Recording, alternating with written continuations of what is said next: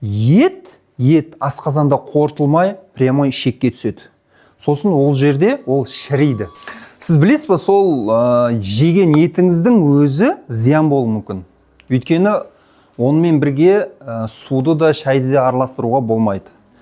Мысалы, мен сізге қараңыз, былай түсіндіріп берейін. Мынау біздің неміз асқазанымыз, иә? Енді мен художник емеспін әрине. Қараңыз, сізге ет жедіңіз, асқазанға түсті. Асқазанда қышқылдық 1/3, иә, pH. Негізі біз сізге бір секретті айтайын. Жеген етіңіз осы асқазанда қорытылады. Бана тұз қышқылымен және ол жерде пептин деген өзі ферменттер бар, иә?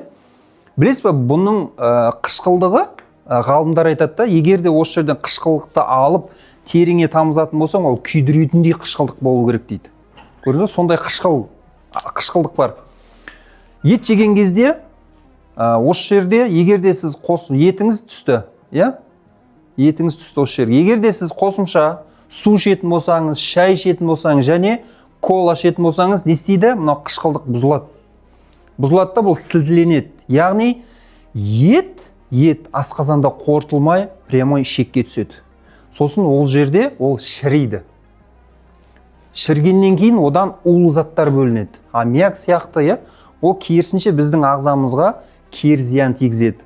Сол себепті ет жеген кезде сол уақытта бірге шай ішуге, су ішуге, немесе компот, соңғы уақытта кола ішу модаға айналды, кола ішуге мүлдем болмайды.